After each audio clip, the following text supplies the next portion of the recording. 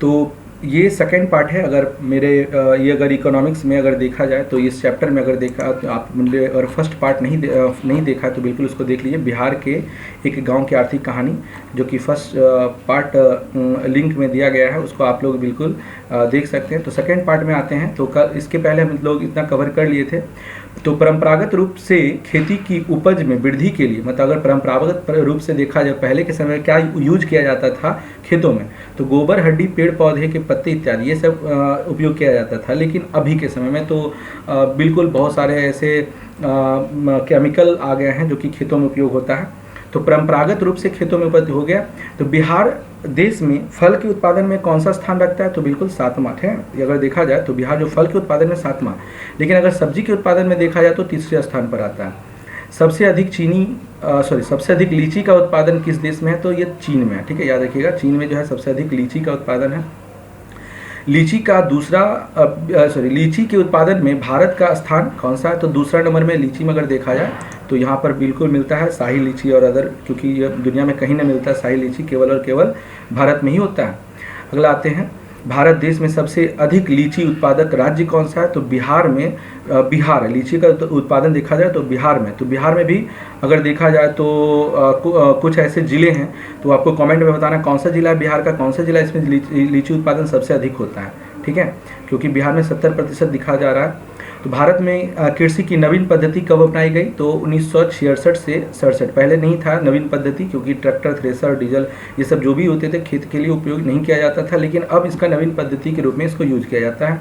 हमारे देश में किस राज्य में हरित क्रांति का सर्वाधिक प्रभाव पड़ा है, तो हरित क्रांति का जो है सबसे अधिक प्रभाव पड़ा है पंजाब और हरियाणा में, क्योंकि सबसे अधिक अगर केमिकल को उपयोग करने वाले तो वही हैं। ठीक है, शिक्षक के कार्य को, हम लोग के जो कार्य हैं उसको कैसा श्रम कहा गया, तो हम लोग का मानसिक है।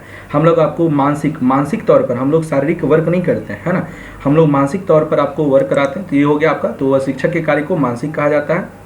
उत्पादन से आप क्या समझते हैं, तो उत्पादन आर्थिक उपयोगिताओं का सृजन है ना। उत्पादन क्रिया को संचालित करने के लिए किन किन साधनों की आवश्यकता होती है, तो देखिए उत्पादन क्रिया के लिए आपको प्रकृति, सबसे पहले तो प्राकृतिक साधन है ना। अगर मान लीजिए जमीन की आवश्यकता है तो पहले जमीन होगा, है ना, तभी तो उस पर फैक्ट्री बना सकेंगे।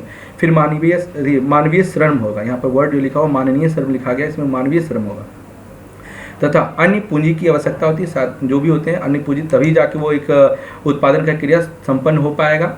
ग्रामीण परिवारों के अधिकांश उत्पादन क्रिया किस व्यवसाय से संबंधित, गांव का जो लोग हैं सबसे अधिक उत्पादन क्रिया किस चीज़ पर वो डिपेंड करते हैं, तो वो कृषि पर। ठीक है, नेक्स्ट प्रश्न है, उत्पादन का क्या उद्देश्य होता है, तो उत्पादन का उद्देश्य मानवीय आवश्यकताओं को संतुष्ट करना। देखिए कोई भी उत्पादन करता है तो उसके संतुष्टि के लिए, अपना खर्च के लिए, कुछ अनाज को बेचने के लिए, अदर ये भी है तो उसका संतुष्टि होना चाहिए। ठीक है, नेक्स्ट है, उत्पादन की विभिन्न साधन उत्पादन का कौन कौन से साधन, वही भूमि, श्रम, पूंजी तथा संगठन। ठीक है, नेक्स्ट है, अचल पूंजी और कर्मशील पूंजी में अंतर स्पष्ट करना है। तो अचल पूंजी अस्थायी और टिकाऊ। आपको पता होगा अचल जो होता है वो अस्थायी, जैसे आपका घर हो गया, स्कूल हो गया, ये सब क्या अचल है, चलता नहीं है, लेकिन ये टिकाऊ है ना, टिकाऊ है और ये अस्थायी भी होता है। जबकि कर्मशील पूंजी का उत्पादन कार्य में केवल एक ही बार उसका प्रयोग किया जा सकता है। ठीक है, नेक्स्ट है, मानवीय पूंजी से आप क्या समझते हैं, मानवीय पूंजी क्या होता है, तो मानवीय पूंजी उत्पादन की मात्रा और गुणवत्ता को प्रभावित करते हैं। ठीक है, मानवीय पूंजी क्या होता है, उसके उत्पादन की मात्रा, कितना ग्रो हो सकता है, कितना फसल का उत्पादन हो सकता है, वो मानवीय पूंजी पर डिपेंड करता है। नेक्स्ट है, कृषि उत्पादन में वृद्धि से आप क्या समझते हैं, कृषि उत्पादन में वृद्धि के क्या उपाय हैं, है ना, तो ये है बहुफसल कृषि और नवीन एवं आधुनिक पद्धति। देखिए अभी के समय में क्या होता है, कोई ऐसे किसान हैं जो कि कम ही जमीन पर अधिक से अधिक पैसा उससे लाभ ले रहे हैं और अधिक से अधिक उत्पादन कर रहे हैं, लेकिन कुछ ऐसे किसान हैं अधिक से अधिक जमीन रहते हुए भी कम उत्पादन कर पाते हैं। तो ये किससे है, तो आधुनिक पद्धति से है। बहुफसल कृषि क्या है, तो जब कृषि भूमि पर एक से अधिक फसलों का उत्पादन किया जाता है तो इसे बहुफसल। देखिए बहुफसल का मतलब हुआ कि जब कृषि भूमि पर, जो कृषि भूमि होता है, एक से अधिक, अगर मान लीजिए एक फसल लगा दिया, उसके जो मेड़ होता है, मेड़ पर कोई अदर फसल लगा दिया जाता है, तो इस तरह में उसको क्या कहा जाता है, बहुफसल कहा जाता है। नेक्स्ट आते हैं, बिहार में सिंचाई के मुख्य साधन क्या है, तो बिहार में सिंचाई का मुख्य साधन क्या है, तो वर्षा पर डिपेंड रहता है। अभी आप देख सकते हैं बिहार में अगर वर्षा नहीं होती है तो काफ़ी समस्या हो जाता है समूह के लिए, है ना। तो ये डिपेंड करता है बिहार में जो है ना सिंचाई, अगर देखा जाए तो सबसे ज़्यादा डिपेंड करता है वर्षा पर, है ना। क्या बिहार में सभी गाँव में सिंचाई की सुविधा उपलब्ध है, ये बिल्कुल नहीं है। बिहार में कुछ ऐसे ऊंचे क्षेत्र हैं जहाँ पर कि सिंचाई की सुविधा उपलब्ध नहीं है। बिहार में रासायनिक खादों के प्रयोग से संबंधित कुछ ये मुख्य कठिनाई क्या है, तो यहाँ पर सबसे बड़ा समस्या गरीबी है ना। हम तो यहाँ पर कहते हैं कि अगर गरीबी नहीं है, मानसिक गरीबी है ना, क्योंकि लोग अगर बिहार के लोग ऐसे हैं तो मेहनती भी हैं, लेकिन अगर देखा जाए तो बिल्कुल मेहनती हैं, लेकिन बस उसे याद दिलाना पड़ता है कि आप मेहनती हैं, ठीक है। यही समस्या रह जाता है बिहार की।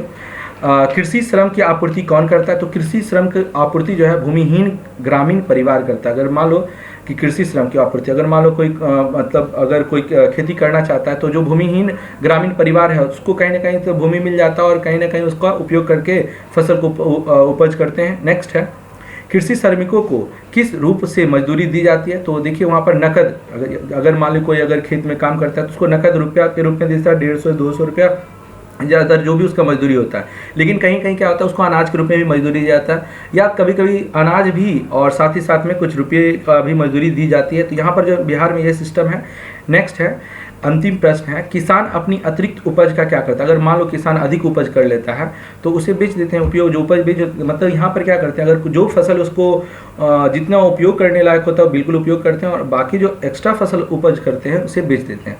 तो यह रहा अंतिम प्रश्न। इसको अलग अलग नोट्स के रूप में मिडिल क्वेश्चन, इसमें आपका सारा चीज़ कवर हो जाएगा, short type, long type, objective, सारी चीज़ कवर हो जाएंगे। इसको आप मर्ज करके जोड़ करके आप इसको लॉन्ग टाइप भी बना सकते हैं। इसके रूप में आप अगर कृषि पर अगर देखा जाए कि अगर आप लिख दिया जाए निबंध, उसको भी लिख सकते हैं। इसमें काफ़ी क्वेश्चन को कवर कर लिया गया, सारे क्वेश्चन को कवर कर लिए हैं, जिससे कि आपको सुविधा होगा। लेकिन हाँ, आपको क्या करना है, इसको अच्छे देखिए, क्योंकि एक बार देखिए वीडियो, अगर आपको पसंद आए तो इसको लाइक, सब्सक्राइब और शेयर जरूर करें। इससे मेरा हौसला बना रहेगा और आपको इसी तरह करके अलग अलग हम वीडियो बनाते रहेंगे, जिससे कि आपको समझने में आसानी होगा, है ना।